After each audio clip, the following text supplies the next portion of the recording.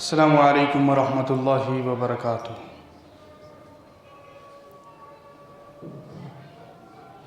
ان الحمد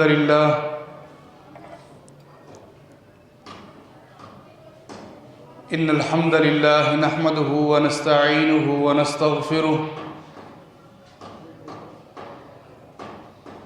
ونعوذ باللہ من شرور انفسنا ومن سیئات اعمالنا من يهده الله فلا مضل له ومن يضلل فلا هادي له وأشهد أن لا إله إلا الله وحده لا شريك له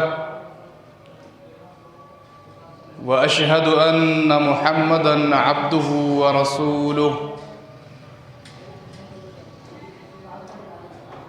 اللهم صل على محمد وعلى آل محمد كما صليت على إبراهيم وعلى آل إبراهيم إنك حميد مجيد اللهم بارك على محمد وعلى آل محمد كما باركت على إبراهيم وعلى آل إبراهيم إنك حميد مجيد من يطع الله ورسوله فقد رشد واهتدى ومن يعص الله ورسوله فقد ضل وغوى أما بعد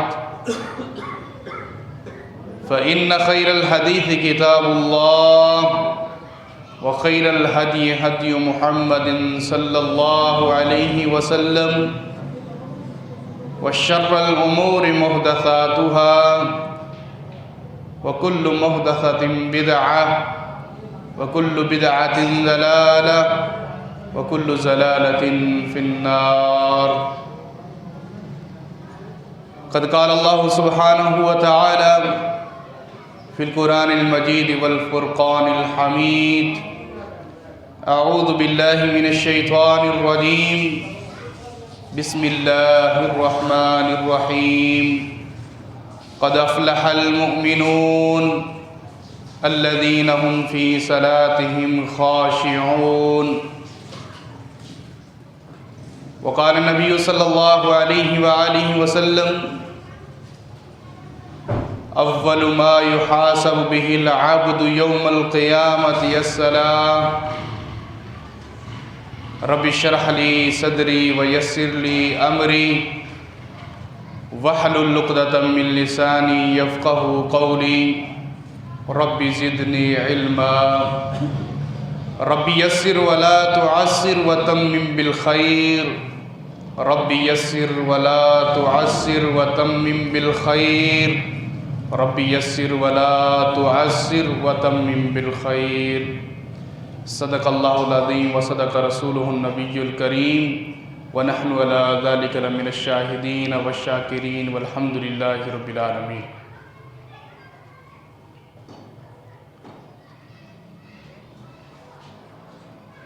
مسند احمد، مسند بزار اور طبرانی کبیر کے اندر حضرت ابو ہریرہ رضی اللہ تعالی عنہ کے حوالے سے کچھ لوگوں کے اسلام قبول کرنے کا واقعہ بیان کیا گیا ہے۔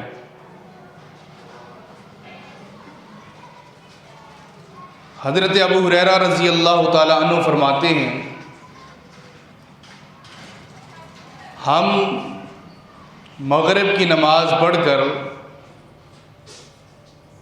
مسجد نبوی میں نبی علیہ السلام کے ساتھ بیٹھے ہوئے تھے۔ کوئی صحابی اللہ کے نبی سے سوال کر رہا تھا تو اللہ کے نبی اسے جواب دے رہے تھے۔ اور کوئی اپنی خواب کی تعبیر پوچھ رہا تھا، اور کسی کو نبی علیہ الصلوۃ والسلام قیامت کی نشانیاں بیان کر رہے تھے۔ اچانک مسجد نبوی کے دروازے پر ایک لشکر ہمیں نظر آیا۔ یہ لشکر، ان کا تعلق قبیلہ بنو ثقیف سے تھا۔ ان میں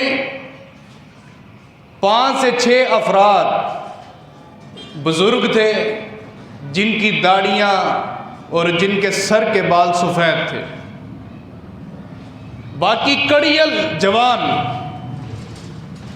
اور ان کے چہروں کے اوپر جوانی کے اثرات نظر آ رہے تھے۔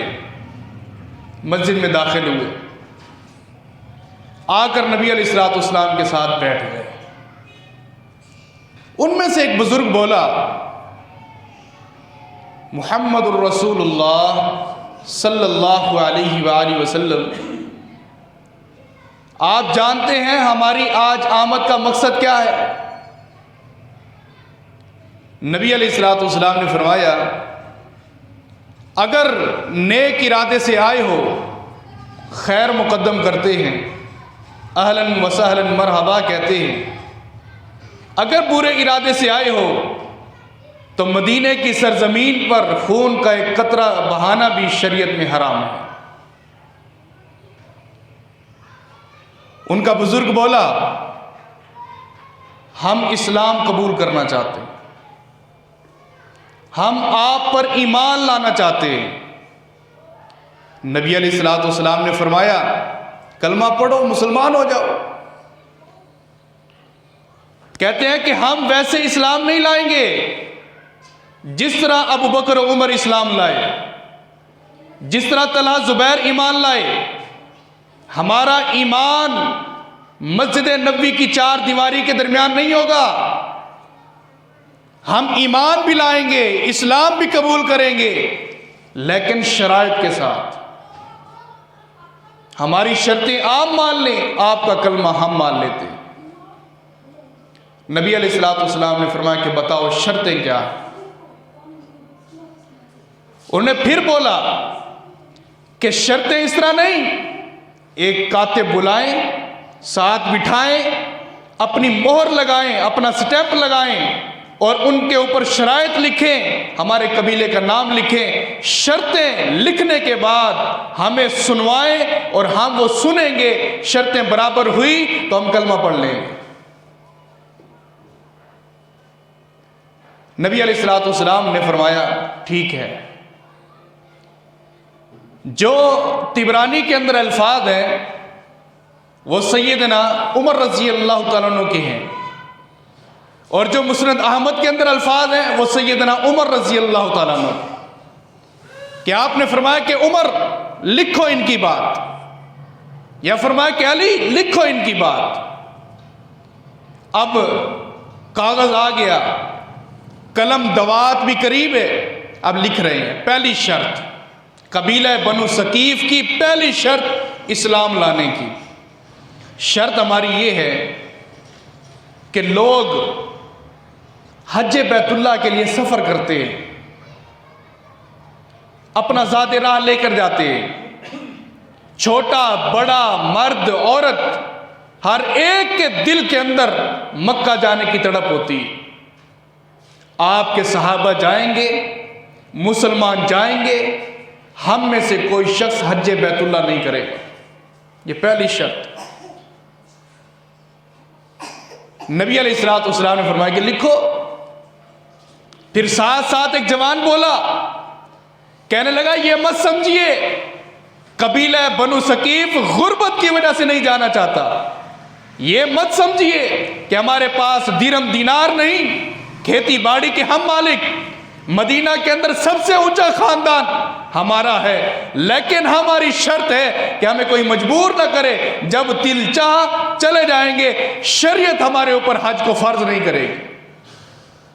نبی علیہ الصلوۃ والسلام نے فرمایا کہ لکھو۔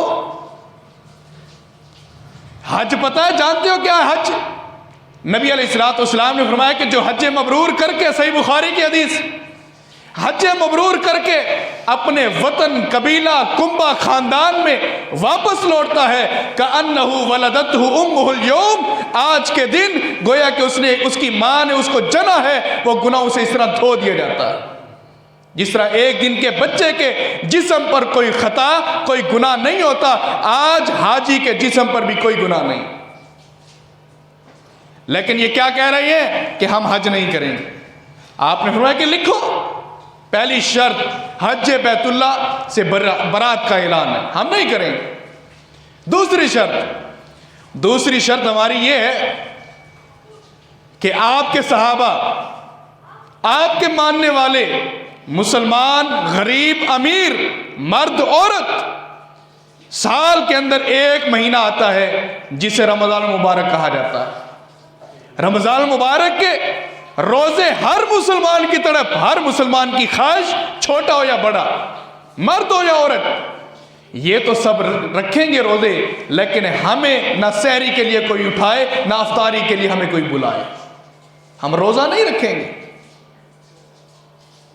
رمضان المبارک کا وہ مہینہ جس میں اللہ جنت کے دروازے کھول دیتا ہے، جہنم کے دروازے بند کر دیتا ہے، ایک روزہ نفلی رکھنے کے اوپر 70 سال کی مسافت جہنم سے دور اور جنت کے قریب ہو جاتا ہے۔ یہ تو نفلی ہے، پھر فرضی کا کیا معیار ہوگا؟ فرضی روزے کی کیا حیثیت ہوگی؟ فرمایا کہ ہم روزہ نہیں رکھیں گے، ٹھیک ہے۔ نمبر 2 پر شرط لکھو کہ قبیلہ بنو ثقیف کے لوگ روزہ سے بری ہیں۔ اب تیسری شرط ہماری یہ ہے کہ ہم جب سال گزرنے کے بعد آپ کے مسلمان، آپ کے صحابہ، آپ کو ماننے والے اپنے صاحب جائیداد، صاحب ثروت، اپنے مال میں سے شریعت کے نصاب کے مطابق زکوٰۃ نکالتے ہیں، جس کی وجہ سے زکوٰۃ کا مطلب یہ ہے کہ ساری میل کچیل اتار دی گئی ہے، مال پاک ہو گیا۔ وہ صحابہ مال کی زکوٰۃ دیں گے، دولت کی زکوٰۃ دیں گے، سونے چاندی کی زکوٰۃ دیں گے، لیکن ہم میں سے کوئی ایک قبیلہ بنو ثقیف کا فرد واحد بھی زکوٰۃ ادا نہیں کرے گا۔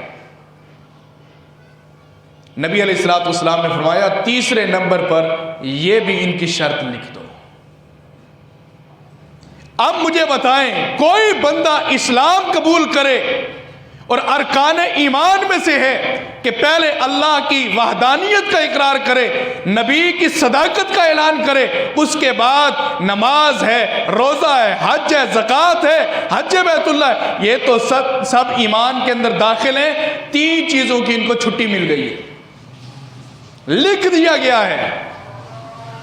اب چوتھی شرط کہنے لگے 5 وقت کی اذان کبھی بلال دیتا ہوا نظر آتا ہے، کبھی عبداللہ ابن ام مکتوم رضی اللہ تعالی عنہ دیتے ہوئے نظر آتے ہیں۔ ہم میں سے کوئی ایک بھی جب آواز آئے گی حی علی الصلاۃ، حی علی الفلاح، ہم میں سے کوئی بندہ بھی مسجد کی طرف نماز پڑھنے نہیں آئے گا۔ یہ چوتھی شرط، ہم میں سے کوئی بندہ نماز کے لیے نہیں آئے گا، سردی ہو یا گرمی، خزاں ہو یا بہار، جیسے حالات ہو، ٹھنڈا پانی ہو یا گرم پانی، ہم میں سے کوئی بندہ وضو کر کے مسجد کی طرف نماز پڑھنے نہیں آئے گا۔ اب دیکھیں، رحمت للعالمین شخصیت محمد الرسول اللہ صلی اللہ علیہ وآلہ وسلم، آپ نے رحمت کے جوہر دکھائے ہیں، رحمت کے پھول برسائے ہیں، رحمت کے موتی کھلائے ہیں، لیکن اب جب نماز کی باری آئی ہے کہ ہمیں نماز سے رخصت چاہیے، نبی علیہ الصلوۃ والسلام نے اس طرح مٹھی بنائی، زمین پر رکھی، زمین کے سہارے سے آپ اٹھے اور فرمایا عمر دیکھتے کیا ہو، ان کو میری مسجد نبوی سے باہر نکال دو، ان کو میری مسجد سے باہر نکال دو۔ ما ہم بمؤمنین، ما ہم بمؤمنین، ما ہم بمؤمنین، کلمہ پڑھنے کے بعد اگر کوئی شخص نماز نہیں پڑھتا، اس کا ہمارے ایمان سے، اسلام سے کوئی تعلق نہیں، ان کا ہمارے اسلام سے کوئی تعلق نہیں، ان کو میری مسجد سے باہر نکال دو۔ حضرات یہ تمہیدن میں نے حدیث پڑھی ہے کہ جس سے یہ مسئلہ ثابت ہو کہ نماز کی کتنی فکر ہے۔ آج میں نے نماز کی اہمیت بیان نہیں کرنی، نماز کی فضیلت کیا ہے یہ بیان نہیں کرنا، تارک الصلاۃ کافر ہے یہ مسلمان یہ بیان نہیں کرنا، صرف آج موضوع یہ ہے کہ نماز کی فکر پیدا ہو جائے، صرف نماز کی فکر کرنی ہے۔ نماز کی فکر، جب فکر پیدا ہو جاتی ہے کسی چیز کے کرنے کی اور چھوڑنے پر ندامت ہوتی ہے، پھر بندہ اس کام کو کر سکتا ہے۔ اگر دل میں فکر نہیں، احساس نہیں، تو 10 خطبات بھی سن لے، ہر نماز کے بعد درس بھی سن لے، تو وہ فکر پیدا نہیں ہوتی، احساس ہی نہیں ہے۔ نماز کے حوالے سے دین اسلام کے اندر کوئی کمپرومائز نہیں۔ نبی علیہ الصلوۃ والسلام نے نرم گوشہ منافقین کے سردار کے لیے بھی رکھا ہے۔ نبی علیہ الصلوۃ والسلام نے نرم گوشہ ابو جہل جیسی شخصیت شدت پسند اس بندے کے لیے بھی رکھا ہے، لیکن بے نمازی کے لیے اللہ کے نبی نے کوئی نرم گوشہ نہیں رکھا، ان کے لیے کوئی نرمی نہیں۔ نبی علیہ الصلوۃ والسلام کے بارے میں امی عائشہ رضی اللہ تعالی عنہا فرماتی ہیں کہ نبی علیہ الصلوۃ والسلام مجھ سے میٹھی میٹھی باتیں کرتے، میں ان کی بیوی، وہ میرے شوہر، نبی اور امتیہ، نبی علیہ السلام باتیں کر رہے ہوتے، ادھر سے آواز آتی اذان کی، نبی علیہ السلام اس طرح اٹھ کر جاتے کأنہ اجنبی، کہ نبی علیہ السلام عائشہ کو جانتے ہی نہیں۔ یہ نماز کی فکر، نماز کی فکر جب پیدا ہو جاتی ہے تو اولاد آڑے نہیں آتی۔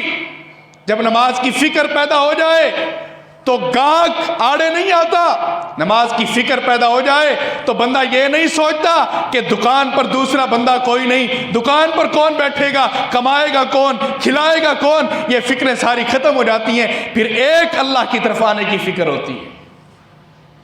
حضرات نماز کی فکر اپنے دلوں میں بٹھا لیں، جب نماز کی فکر آ گئی تو بندہ بچہ بچہ، عورت ہر ایک نمازی بن سکتا ہے۔ جب نماز کی فکر نہیں ہوئی تو پھر ہم میں سے کوئی نمازی نہیں۔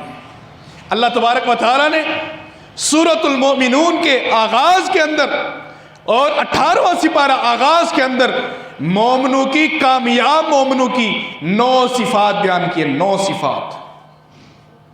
فرمایا قد افلح المؤمنون، مومن کامیاب ہو گئے، مومن کامیاب ہو گئے۔ آگے اللہ تبارک و تعالیٰ فرماتے ہیں الذین هم فی صلاتہم خاشعون، وہ لوگ، وہ کامیاب مسلمان، وہ کامیاب مومن جو اپنی نمازوں کے اندر اللہ سے ڈرتے رہتے ہیں، نمازوں کے اندر اللہ سے ڈرتے رہتے ہیں۔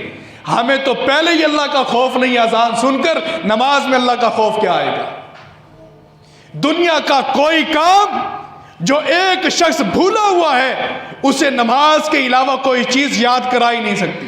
نماز میں کھڑا ہے، نماز میں اس کو بھولی ہوئی چیز یاد آ گئی ہے۔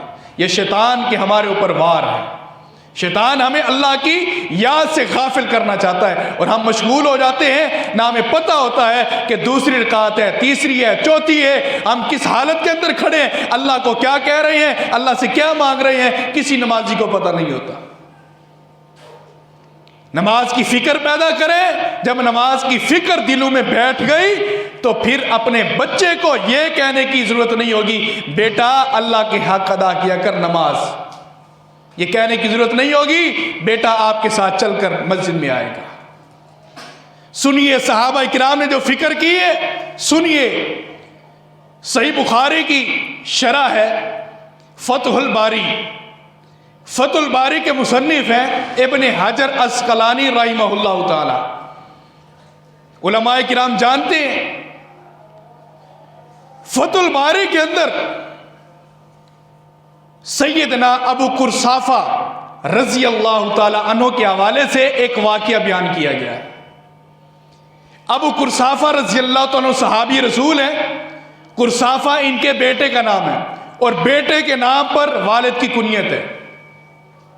ابو قرصافہ رضی اللہ تعالیٰ عنہ جنگ روم کے اندر شامل ہیں، جنگ روم کے اندر صحابہ کرام اور تابعین جنگ روم کے اندر رومیوں سے جنگ لڑ رہے ہیں۔ उलमा जानते हैं कि ये जंग समंदर के साहिल पर हुई है, पानी के किनारे के ऊपर हुई है। एक तरफ रोम था और दूसरी तरफ मुसलमान थे। रोमियों ने मुसलमानों के साथ लड़ाई की और इस जंग के अंदर अबू कुरसाफा भी है और इनका बेटा कुरसाफा भी है। जंग लड़ते लड़ते जब पाए तकमील तक पहुंची, सैयदना कुरसाफा रजी अल्लाह ताला अन्हु मुसलमानों की तरफ से रोमियों की कैद खाने के अंदर पहुंच गए, जेल खाने के अंदर पहुंच गए। सैयदना अबू कुरसाफा रजी अल्लाह ताला अन्हु जंग के इख्तिताम पर समंदर के साहिल पर बैठे हुए रेत उठा रहे हैं, जमीन पर गिरा रहे हैं और पिशेमान है और रो रहे हैं। कुछ ताबीईन आकर पूछते हैं, ए अबू कुरसाफा क्यों रोते हो, किस चीज ने आपको रुला दिया? कहने लगा, मेरा बेटा कुरसाफा रोमियों की कैद में चला गया है, रोमियों ने उन्हें पकड़ लिया है, मेरा बेटा उनके पास है।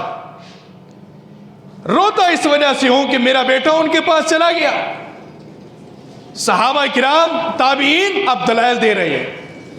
कहा कि हमें लगता है कि आपको नबी अलैहिस्सलाम की ताइफ की कुर्बानी भूल गई है, आपको नबी अलैहिस्सलाम का शेब अबी तालिब के अंदर कैद रहना भूल गया है। अल्लाह के नबी ने पत्ते खा खा कर वक्त गुजारा है, आपका बेटा आज आपसे जुदा हो गया तो आप रो रहे हैं।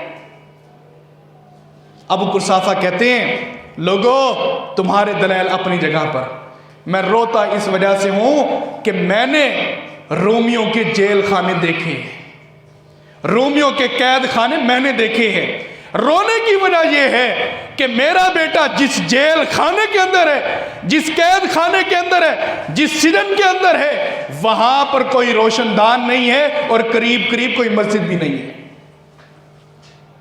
जिसको समझ आई है दिल में उतर गई बात, जिसको नहीं समझ आई कानों तक भी नहीं पहुंची।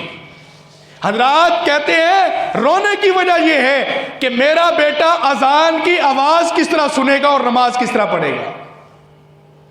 मैं इस वजह से नहीं रोता कि मेरा बेटा उनके पास चला गया, शहीद हो जाए, उनके हाथों से काट दिया जाए, इससे बड़ा फकर कुरसाफा के लिए कुछ भी नहीं है। रोने की वजह यह है कि मेरे बेटे की नमाजें रह जाएंगी, मेरा बेटा नमाज किस तरह पढ़ेगा। ये बात करते करते रोते हुए अपने घर की तरफ आ गए। थके हुए थे, काफी देर तक नींद नहीं आई, आखिरकार दुआएं पढ़कर अल्लाह को याद करके सो गए। उठाए फतुल बारी, इब्न हजर अस्कलानी रहमहुल्लाह लिखते हैं कि जब वो सोए, अबू कुरसाफा रजी अल्लाह तआला अन्हु एक शख्स ख्वाब के अंदर आया और कहता है, अबू कुरसाफा परेशान नहीं होना, हैरान नहीं होना, आप उठकर अपने बेटे को आवाज लगाएं और साहिल समंदर खड़े होकर, समंदर के किनारे पर खड़े होकर अजान दे दिया करें और कहा करें कि बेटा अब फजर की नमाज का वक्त हो गया है, अब जोहर की नमाज का वक्त हो गया है, अब असर की नमाज का वक्त हो गया है, अब मगरिब की नमाज का वक्त हो गया है, अब इशा की नमाज का वक्त हो गया है। आप अजान दे दिया करें, अजान की आवाज आपके बेटों के कान में पहुंचाना रब्बुल आलमीन का काम है, अल्लाह पहुंचाएगा। अबू कुरसाफा खड़े हुए, सारे गम सारे दुख बेटे की जुदाई भूल गई। जो दीन से ताल्लुक रखते हैं वो दीन की एक एक अहमियत के हामिल होते। उठे, खड़े हुए और साहिल समंदर पहुंचे, फजर की अजान दी, जोहर की अजान दी, असर की अजान दी, मगरिब, पांचों अजानें साहिल समंदर पर खड़े होकर दे देते और वापस लौट आते। 10 दिन के बाद अबू कुरसाफा रजी अल्लाह तआला का बेटा कुरसाफा रोमियों के कैद खाने में से रिहा होकर वापस लौट आया। जब वापस लौटा, अब रिश्तेदार आए, दोस्त अहबाब आए, आकर कहने लगे कि तुम्हें किसी ने मारा तो नहीं। माँ आई, माँ की ममता क्या होती है, माँ की मोहब्बत क्या होती है। अपने बेटे के जिस्म को देखा, कहीं कोड़ों के निशान तो नहीं, कोई कोड़ों के निशान तो नहीं, किसी ने मारा तो नहीं। یہ دیکھنے کے بعد مطمئن ہو گئی۔ اب باپ جب قریب آیا بیٹے کے، کیا سوال کیا؟ بیٹا یہ بتا، کیا تو نے فرضی نماز ادا کی تھی؟ کیا تو نے فرضی نماز ادا کی تھی؟ یہ ہے نماز کی فکر، یہ نماز کا احساس کہ نماز نہ چھوٹنے پائے، نماز پر وقت پڑھنی ہے، ہر حالت کے اندر پڑھنی ہے۔ جیل خانے سے رہا ہو کر آیا ہے، ہم جیسا مسلمان ہوتا تو کیا کرتا؟ لیکن باپ کا جذبہ ایمانی دیکھیں، پہلا سوال یہ کیا، بیٹا تجھے یہ نہیں پوچھوں گا تجھے کھانا ملا کہ نہیں ملا، پانی ملا کہ نہیں ملا، خوراک ٹائم پر ملی کہ نہیں ملی، کوڑے لگے یا نہیں لگے، بلکہ باپ کا سوال یہ ہے، یہ بتا کہ تو نے اللہ کا حق ادا کیا تھا کہ نہیں کیا تھا۔ بیٹا کہتا ہے، ابا جان 10 دن رہا ہوں، 10 دن، ایک ایک دن مجھے یاد ہے، ایک ایک لمحہ مجھے یاد ہے۔ ابا جان مجھے نماز کی بڑی فکر تھی، نماز کی بڑی فکر تھی، لیکن جب میں فجر کے لیے اٹھا تو میں نے اپنے کانوں میں ایک آواز سنی، کانوں میں ایک آواز سنی جو کہہ رہا تھا کہ اٹھو کرسافہ اور فجر کی نماز پڑھو۔ باپ کی آنکھوں سے آنسو جاری ہو گئے، کہا کہ بیٹا وہ جو ٹوٹی ہوئی اور توتلی آواز کے اندر جو تو نے اذان سنی تھی وہ تیرے بوڑھے باپ کی تھی۔ ساحل سمندر کے پار بھی جس اللہ نے آواز پہنچائی ہے، سمندر پار اذان کی آواز پہنچا دی، وہ اللہ نمازی بنانے کے اوپر بھی قادر ہے۔ حضرات میں جو اس حدیث سے سمجھا ہوں وہ یہ ہے، نمازی بننے کے لیے انسان کی روح پاک ہونی چاہیے۔ انسان کی روح جب پاک ہے تو جسم خود بخود عادی ہو جاتا ہے۔ تجربہ کر لیجئے، آپ کی روح نمازی بن جائے، آپ کے موبائل فون سے الارم کی ضرورت نہیں پڑے گی، وہ اللہ آپ کو کان سے پکڑ کر اٹھائے گا، ابن آدم کھڑا ہو جا، میرے منتخب شدہ بندے کھڑا ہو جا، تیری فجر کی ملاقات کا وقت آ گیا ہے۔ آپ کسی کاروبار کے اندر ہوں، آپ یہ شکوہ غلہ مساجد کے ائمہ اور مؤذن سے نہیں کریں گے کہ بھائی اذان کی آواز نہیں آئی۔ آپ کا دل مؤذن ہوگا، آپ کی روح مؤذن ہوگی، خود کہے گی کہ اب وقت نماز ہے، خود مسجد کی طرف آؤ گے۔ جب فکر پیدا ہو جائے اور احساس پیدا ہو جائے، جب احساس نہیں تو ہم میں سے کوئی شخص نمازی نہیں۔ روح کے ساتھ ایک نماز پڑھ کے دیکھیں، صرف ایک نماز، اور وہ بھی فرضی نہیں، تہجد کی 2 رکعت نماز، روح کے ساتھ، روح کے ساتھ آپ کو جو اطمینان، جو آپ کو تسلی اور جو آپ کو لذت اللہ سے ملاقات کی ملے گی، یقین جانیے آپ کے جسم کا ایک حصہ گواہی دے گا کہ آج ملاقات کا حق ادا ہو گیا۔ روح کو نمازی بنائیں، جسم تو خود بخود نمازی بن جائے گا۔ ہمارا پرسان حال یہ ہے، ہمارے معاشرے کا ناسور یہ ہے کہ ہم جسمانی طور پر تو نمازی ہیں، روحانی طور پر نمازی نہیں ہیں۔ کوئی شخص اس وجہ سے مسجد میں آیا کہ لوگ کہیں گے کہ اس کے چہرے پر داڑھی ہے، داڑھی والا دیکھو نماز نہیں پڑھتا۔ کوئی اس وجہ سے آیا کہ بیٹے میرے 8 ہیں، کہے گا کہ دیکھو 8 بچوں کا باپ ہے، نماز نہیں پڑھتا۔ ہم یہ جسمانی طور پر نماز پڑھ رہے ہیں لوگوں کے لیے، روحانی طور پر جو نماز ہوتی ہے وہ اللہ کے لیے ہوتی ہے۔ روحانی روح کو نمازی بنائے، جسم خود بخود عادی بن جائے گا۔ تھوڑا سا آگے چلے، سنن ابن ماجہ، سنن نسائی اور صحیح مسلم کی حدیث، نبی علیہ السلام 17 ماہ تک 1 سال 5 مہینے تک آپ نماز بیت المقدس کی طرف پڑھتے رہے، بیت المقدس کی طرف، یہ قبلہ اول ہے۔ پھر نبی علیہ السلام ہر نماز کے بعد جب تک بیت المقدس مسجد اقصی کی طرف نماز پڑھتے رہے تو آپ ہر نماز کے بعد دعا کرتے، اللہ کی طرف اشاروں سے بات کرتے کہ اے اللہ میرا قبلہ بھی وہی بنا دے جو میرے دادا ابراہیم کا قبلہ تھا۔ ہر نماز کے بعد اللہ سے یہ درخواست کرتے۔ آخرکار 17 مہینے کی دعائیں رنگ لے آئی۔ اللہ کے ہاں دیر ہے اندھیر نہیں، اللہ کے دروازے کھلے ہوئے ہیں بند نہیں۔ 17 مہینے تک دعا ہوئی، آخر کار قبول ہو گئی۔ ابن کثیر رحمہ اللہ نے ظہر کی نماز تحویل قبلہ کے متعلق بتائی ہے، اور باقی مفسرین نے، امام طبری رحمہ اللہ نے عصر کی نماز کا وقت بتایا۔ ظہر یا عصر کی نماز کے دوران ہی تحویل قبلہ کی آیات نازل ہو گئی۔ نبی علیہ السلام نماز پڑھا رہے تھے، نماز کی حالت کے اندر اللہ نے حکم دیا کہ آپ بیت المقدس کی بجائے بیت اللہ کی طرف رخ کر لیں۔ آپ کا قبلہ بیت اللہ بنا دیا گیا ہے۔ نبی علیہ السلام اسی حالت کے اندر تبدیل ہوئے اور آپ آگے آئے، نماز پڑھائی، نماز مکمل ہو گئی۔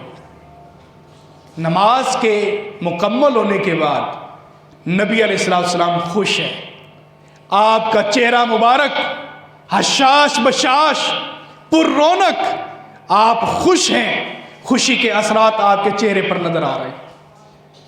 نبی علیہ السلام نے صحابہ کرام کی طرف دیکھا، آپ نے دیکھا کہ چند صحابہ کرام رو رہے ہیں، آنکھوں سے آنسو جاری ہیں، رو رہے ہیں۔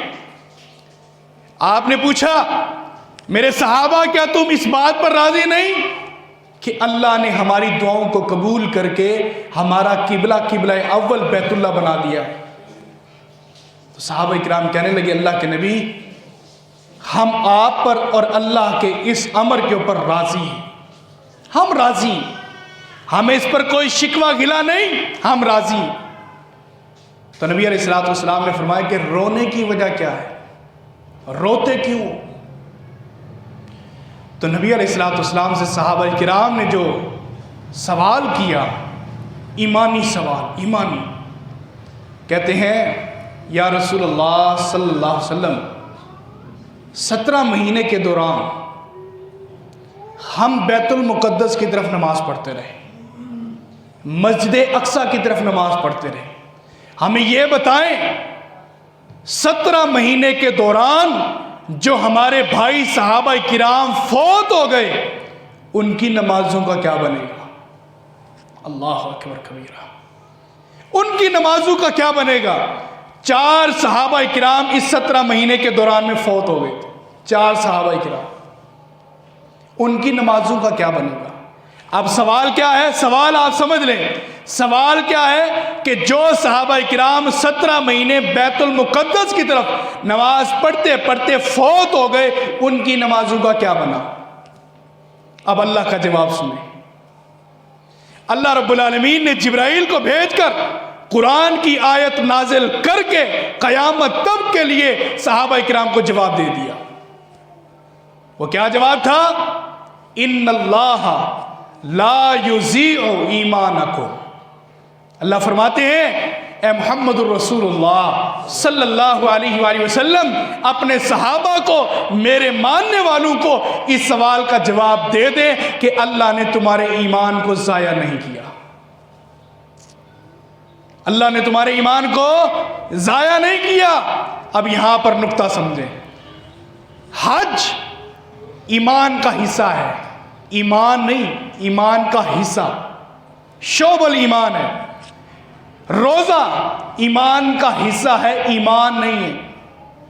حج ایمان کا حصہ ہے، ایمان نہیں ہے۔ لیکن جب نماز کی باری آئی ہے، اللہ نے سارے کا سارا ایمان ہی نماز میں رکھ دیا۔ اللہ نے فرمایا کہ تمہارے ایمان کو اللہ نے ضائع نہیں کیا۔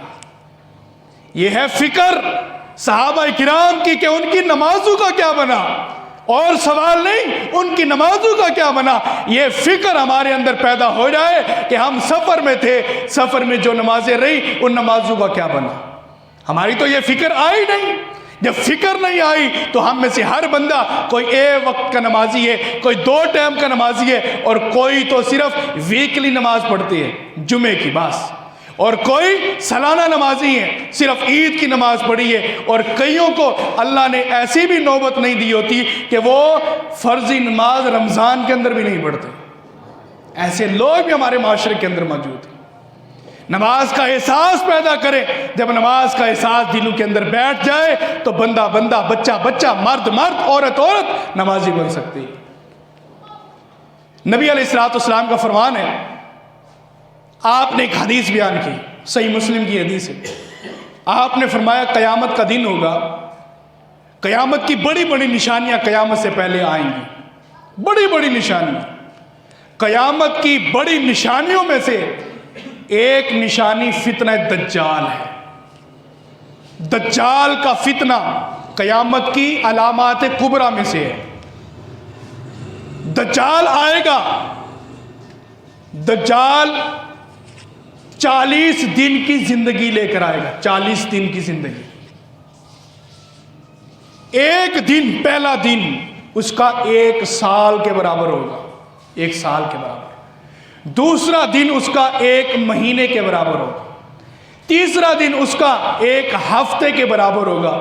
باقی 37 دن اس طرح گزارے گا جس طرح میں اور آپ گزار رہے ہیں۔ نبی علیہ السلام نے یہ حدیث بیان کی۔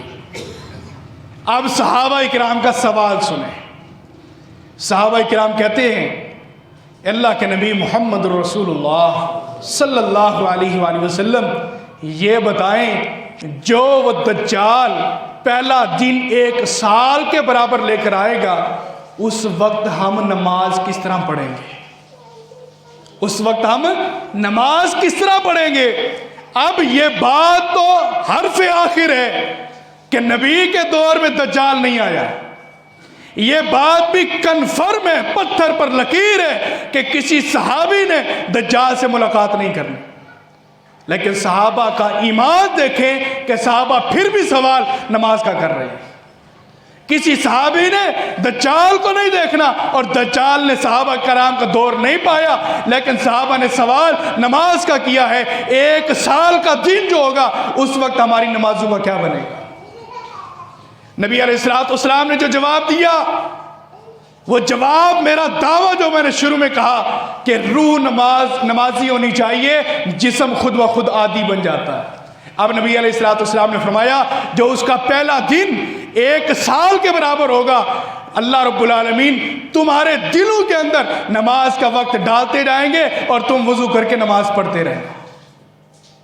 کیا ثابت ہوا؟ کوئی مؤذن اذان نہیں دے گا، کوئی تمہیں بلائے گا نہیں، بلکہ تمہاری روح گواہی دے گی کہ اب وقت نماز ہو گیا ہے، اب اذان کا وقت ہو گیا ہے، اب جماعت کا وقت ہو گیا ہے، اب فجر ہے، ظہر ہے، عصر ہے، مغرب ہے، عشاء ہے، جمعہ ہے۔ یہ وقت تمہیں تمہاری روح بتائے گی۔ جب روح نمازی ہو جائے تو پھر انسان نمازی ہے، اگر روح نمازی نہیں تو ہمارا کچھ بھی نمازی نہیں۔ حضرات، یہ نماز کے حوالے سے جس نے احساس کر لیا، جس نے فکر پیدا کر لی نماز کی، تو وہ نمازی ہے۔ جو نماز کے لیے فکر پیدا نہیں کرتا تو وہ پوری زندگی لیکچر سنے، خطبہ سنے، درس سنے، قرآن کی تفسیر سنے، اس کی روح کے اوپر کوئی اثر نہیں پڑنا۔ اپنی روح کو نمازی بنائے، اپنے بچوں کو حکم دے، اپنی بیوی کو حکم دے، اپنے گھر والوں کو نمازی بنائے۔ قو انفسکم واہلیکم نارا، اپنے آپ کو اور اپنے بچوں کو جہنم کی آگ سے بچا لیں۔ کیوں؟ نماز ہی انسان کو جہنم کی آگ سے بچائے گی۔ نبی علیہ السلام کا فرمان ہے اول ما یحاسب بہ العبد الصلاۃ، قیامت کے دن سب سے پہلے جو اللہ سوال کرے گا حقوق اللہ میں سے، وہ پہلا سوال نماز کا ہوگا۔ میرے بندے ابن آدم نماز پڑھی تھی کہ نہیں پڑھی تھی؟ اگر بندہ کہے گا نماز پڑھی ہے تو آگے اس کا حساب کتاب، دفتر، اس کا رجسٹر کھولا جائے گا۔ اگر کہے گا کہ نماز نہیں پڑھی، رجسٹر بند کر کے اس کو جہنم کی بھڑکتی ہوئی آگ کے اندر ڈال دیا جائے گا۔ نمازی بنے، نماز پڑھے، روح کو تیار کرے۔ اگر یہ روح نمازی ہو گئی تو ہم میں سے ہر بندہ نمازی ہو جائے گا۔ آخری ایک بات بیان کروں، عبد القادر جیلانی رحمۃ اللہ علیہ، نام تو ہر بندے نے سنا ہوا ہے، معروف شخصیت ہے۔ عبد القادر جیلانی رحمۃ اللہ علیہ کی کتاب ہے غنیۃ الطالبین۔ غنیۃ الطالبین پہلی کتاب جو شائع ہوئی تھی، یہ فارسی کے اندر لکھی گئی تھی۔ فارسی سے اس کا اردو ترجمہ ہوا، عربی ترجمہ ہوا، کئی زبانوں کے اندر یہ پھر شائع ہوئی۔ اس کے ایک غنیۃ الطالبین کی ایک مختصر کتاب ہے جس کا نام ہے خلاصۃ غنیۃ الطالبین، غنیۃ الطالبین کا خلاصہ۔ اس کے اندر عبد القادر جیلانی رحمۃ اللہ علیہ نے ایک بات لکھی ہے، فرماتے ہیں کہ اللہ مجھے 100 اونٹ دے، 100 اونٹ دے، 100 اونٹ سامان کے ساتھ لدے ہوئے ہوں، اور ہر اونٹ کے سامنے اس کی نکیل پکڑ کر ایک غلام کھڑا ہو، ایک غلام اس کی نکیل پکڑ کر کھڑا ہو، اور ہر اونٹ کے ساتھ سامان بھی تیار ہے، 100 اونٹ مدینہ کی طرف آ رہے ہوں، اور یہ بتایا جائے کہ آپ نے جو تجارت کی تھی عبد القادر، اس کا یہ نفع آپ کے پاس آ رہا ہے، 100 اونٹوں کا نفع آپ کی تجارت میں سے آپ کے پاس آ رہا، آپ کو مل جائے گا۔ عبد القادر جیلانی رحمہ اللہ فرماتے ہیں اگر مجھے یہ خبر ملے کہ 100 اونٹوں کی نکیل ہر ایک غلام نوکر نے ملازم نے پکڑی ہوئی ہے، اور ایک نکیل اس بندے نے پکڑی ہے جو بے نمازی ہے، جو نماز نہیں پڑھتا، رب کعبہ کی قسم ہے جس عبد القادر کا اللہ قادر ہے، وہ عبد القادر جیلانی وہ 100 اونٹوں کا لشکر اور وہ سارے خادم مدینہ کی سرزمین میں داخل نہیں ہونے دے گا، مدینہ سے باہر نکال دے گا۔ بے نمازی عبد القادر جیلانی کے تجارت کے اندر کیوں شامل ہوا ہے؟ بے نمازی عبد القادر کی اس پراپرٹی کے اندر، اس نفع بخش تجارت کے اندر کیوں شامل ہوا؟ اس کو میں سارے کا سارا مدینہ سے باہر روانہ کر دوں گا۔ حضرات آپ تھوڑا سا غصہ دکھائیں، تھوڑا سا غصہ دکھائیں بیٹے کو، ہر معاملے کے اندر آپ آنکھیں دکھاتے ہیں، آپ اپنے بیٹے کو مارتے بھی ضرور ہوں گے، لیکن آپ تھوڑا سا غصہ دکھائیں، بیٹا اگر نماز نہ پڑھی تو میرے ساتھ نہ بیٹھنا، تھوڑا سا غصہ نرمی کرتے رہیں، تھوڑا سا غصہ دکھا کے اللہ اس کے دل کے اندر یہ بات ڈالے گا اور وہ نمازی بنے گا۔ خاوند اپنی بیوی کے ساتھ یہ طرز فکر کرے، بھائی کے ساتھ یہ طرز فکر کرے، انشاءاللہ ہماری صفوں کے اندر نمازی پیدا ہوں گے، نمازی کھڑے ہوں گے۔ مساجد بنانا آسان ہے، مدارس چلانا آسان ہے، لیکن آباد کرنا بڑا مشکل ہے، بڑا مشکل ہے۔ بندے نمازی ہوں، کالونی کے اندر اور مارکیٹ کے اندر مساجد ہوں، ضرور ہونی چاہیے، لیکن ان کے اندر نمازی بھی ہوں، نمازی بھی ہونے چاہیے۔ نمازی پیدا کیجئے، نماز کی تبلیغ کیجئے، نماز کے لیے لوگوں کو لے کر آئیے، اللہ پھر رزق کے اندر بھی برکت عطا فرمائے گا، بے اولاد ان کو اولاد بھی عطا فرمائے گا۔ اللہ ہم سب کو نماز کی فکر کی توفیق عطا فرمائے۔ وآخر دعوانا الحمدللہ رب العالمین۔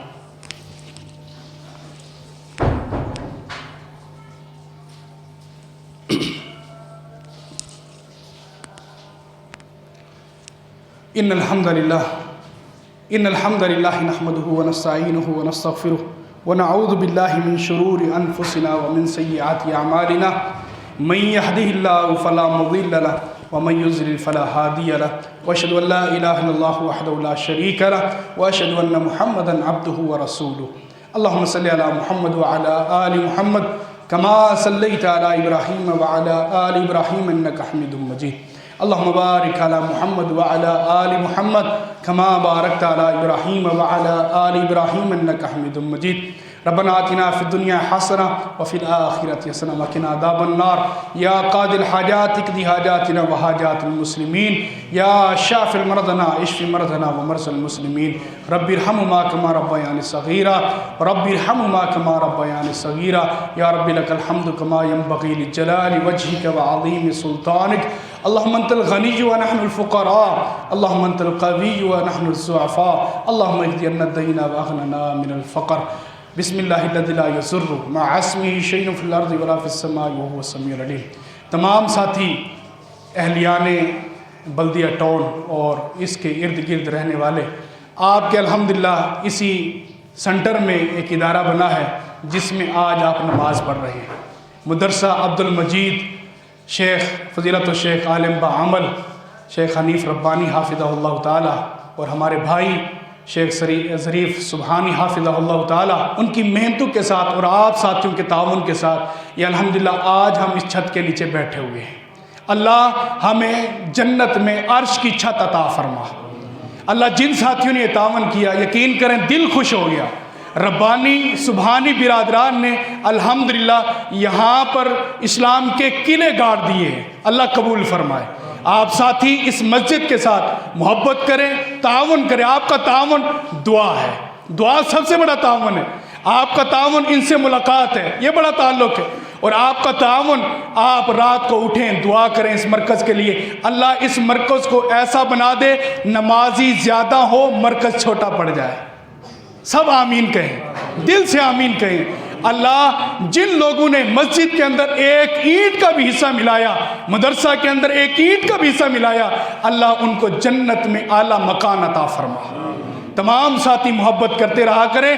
میں اگلی دفعہ پنجاب سے آؤں تو انشاءاللہ اس کو بہت بڑا وسیع مرکز پاؤں، انشاءاللہ ہماری آنکھیں دیکھیں گی۔ یہ صدقہ جاریہ ہے تمام ساتھیوں کے والدین کے لیے، ان کی اولادوں کے لیے۔ آپ کے بچوں کو جنت میں لے جانے کا دروازہ آپ کی اس کالونی میں کھل چکا ہے۔ الحمدللہ بچے پڑھ رہے ہیں، ان کی تربیت ہو رہی ہے۔ ظریف سبحانی صاحب الحمدللہ میں 2-3 دن سے یہیں پر ہوں، محنت کا حق ادا کر رہے ہیں۔ اللہ قبول فرما لے، اللہ قبول فرما لے، ریاکاری سے محفوظ فرمائے، اللہ اخلاص کی دولت سے مالا مال فرمائے۔ تمام ساتھی اس کے ساتھ تعاون کیا کریں، ان کے ساتھ رہا کریں، ملاقات کیا کریں، اور مشورہ بھی ان سے لے لیا کریں اور دے بھی دیا کریں۔ اللہ ہم سب کی یہ محنتیں، یہ اخلاص، یہ محبت قبول فرمائے۔ وآخر دعوانا الحمدللہ رب العالمین۔